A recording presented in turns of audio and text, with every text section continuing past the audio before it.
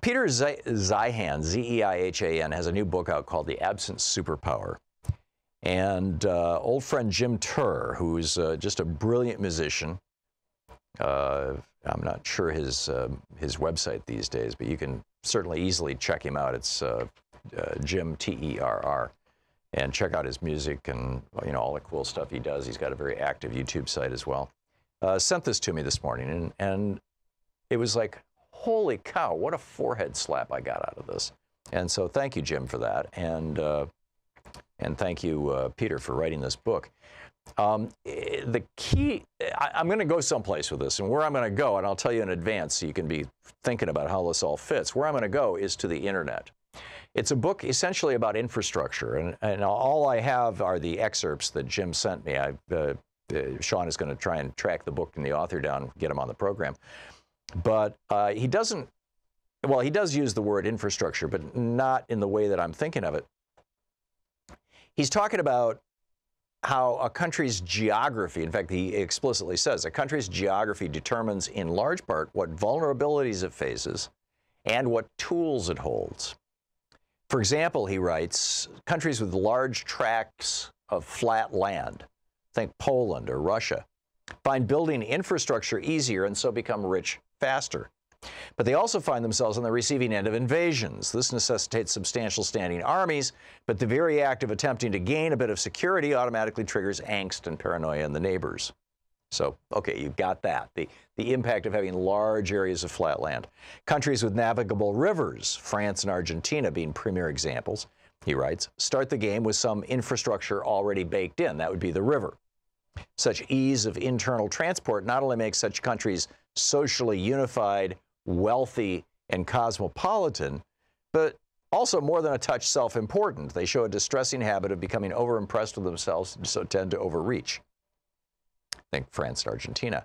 Island nations enjoy security from the United Kingdom and think of the United Kingdom and Japan, in part because of the physical separation from their rivals, but also because they have no choice but to develop navies that help keep others away from their shores. Armed with such tools, they find themselves actively meddling in the affairs of countries, not just within an arm's reach, but half a world away, because they've got a navy now. In contrast, mountain countries, they're always the poorest one. Kyrgyzstan and Bolivia, for example, are so capital poor. In other words, they don't have rivers, they don't have, you know, they're not islands, they don't have large tracts of flat land. They're so capital poor that they find even securing the basics are difficult, making them largely subject to the whims of their less mountainous neighbors. And there's this beautiful map of the Rhine Basin, and they talk about, and then they go on to point out, you know, the Philippines, they've got this, their archipelagic nature gives it a physical standoff of islands without the Navy.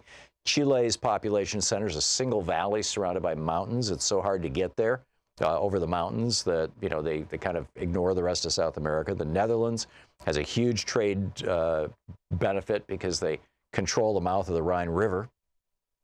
Uzbekistan is in the middle of a flat, arid pancake, and the lack of local competition adds a sharp, brutal aspect to their foreign policy. New Zealand is a temperate zone country with huge maritime frontage. And then they go to the United States. The United States has these flatlands. I think it has the flatlands of Australia with the climate and land quality of France, the riverine characteristics of Germany with the strategic exposure of New Zealand, and the island features of Japan, but with oceanic moats, the Atlantic and Pacific, and all on a scale that is quite literally continental. Such landscapes not only make the United States rich and secure beyond peer, but also enable the U.S. Navy to be so powerful that America dominates the globe. So, you know, I'd never really realized that it's, you know, it's kind of a country, you know, variation on DNA is destiny. You know, you know, if you're born competent in particular areas, if you're born very, very athletic, you have an edge in athletics. If you're born very, very smart, you have an edge in academics. If you're born, you know, temperamentally or whatever it may be. I mean, there's all these other things as well that we've talked about many times. But for a country, geography is destiny, and it's kind of the same thing. You know, it's the goodies, the tools, the gifts, or whatever the country is born with. But it ultimately, when you get right down to it, what we're talking about here is infrastructure. And it seems to me that the internet is the most important new infrastructure. It's the new river, right? It's a new way to transport things. You order things online and they show up at your house. It's the new fields, right? You know, in countries that have large areas of farmable, arable land, you can go out and buy food from your neighbors. You can grow food. Well, here you can order food, right? It's widely available. I don't think I'm straining this metaphor too much, but you know, if you think so, let me know. Give me a call on this. I think this is just a fascinating concept, and where now it ties back into Trump and the Republicans and the Democrats is that if the internet is the new infrastructure that is going to rival mountains and rivers and large tracts of rich farmland, if the internet is that new kind of fourth or fifth characteristic of a country that allows them to prosper, why then are we turning our internet here in the United States over to about 5 giant transnational corporations, you know, Comcast, AT&T, Verizon, whatnot? Why are we protecting these companies with laws that forbid them, well, actually don't forbid them from doing this, that allow them to prevent other internet service providers from offering internet over their copper? They own the copper infrastructure, but they don't, but they have asserted that they own the data going through it. Now, in France and South Korea, in Japan, in most European countries, if, say, for example, Comcast, to use the example, I mean, you know, I don't know that they're operating in those countries, but if they were operating in France and you got your internet from Comcast, you could say, well, you know, I really don't like Comcast's internet service. Particularly, I don't like the fact that they're reading my emails and tracking everything I do. So I'm going to go with Acme Secure Internet Service. I'm going to have them as my internet service provider because they don't track me and they provide better security. Or they're faster, or they're cheaper. I mean, there's all kinds of different ways that internet service providers can compete and do compete, which is why typically, you know, high-speed internet, and I'm talking high speed, 100 MIPS up and down, high-speed internet in Europe is, you know, $20 to $50 a month, depending on where you live. Here in the United States, it's $50 to $100 a month. These companies are getting mind-bogglingly rich. I mean, Comcast made so much money in this business that they were able to buy NBC. I mean, just breathtakingly rich. AT&T buying CNN. I mean, it's wow, how'd you get all that money? Oh, because we're essentially allowing these monopolies. And if this is our new infrastructure, if these are our rivers and fields and plains, and if that's what this is, we are shooting ourselves in the foot hugely. Number one, by killing net neutrality, so that these companies not only can lock down, you know, can lock us into their internet services, which they could do before, you know, before the death of net neutrality, but also by allowing them to extract from us all this information without our, enthusiastic consent anyway, and then sell that information or market that information or use that information to market things to us.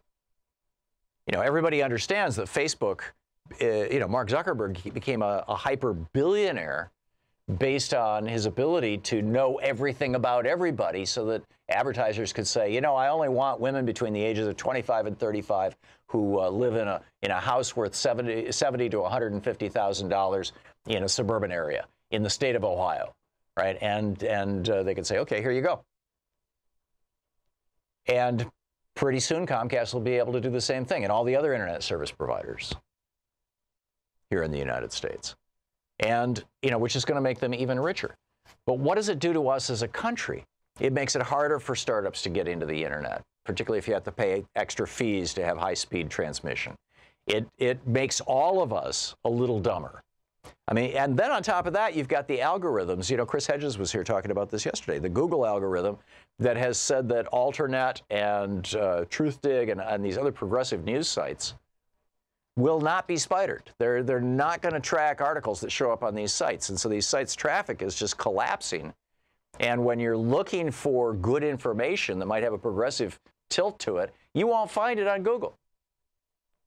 And many of the other search services basically use Google as their front end. So you're not going to find it on them either, although there's really no consequential competition. So what does this mean for the United States? It seems to me that in the interests of monopoly and short-term profits, these companies are buying off legislators, particularly the Republican Party, but I'm sure that they own their own little portfolio of Democrats, where they wouldn't have been able to get along, away with this long.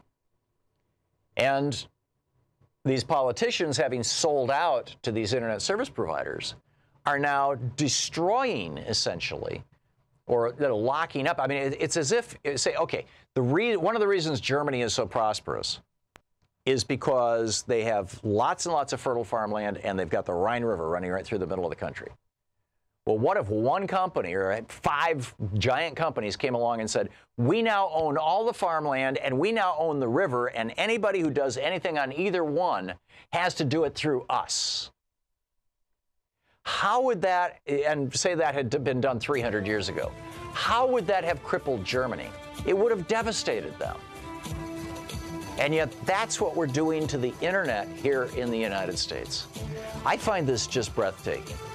And the fact that there is no discussion about this in any of the corporate media, which by and large and increasingly are owned by internet service providing companies, makes this an even more dramatic disaster in my mind.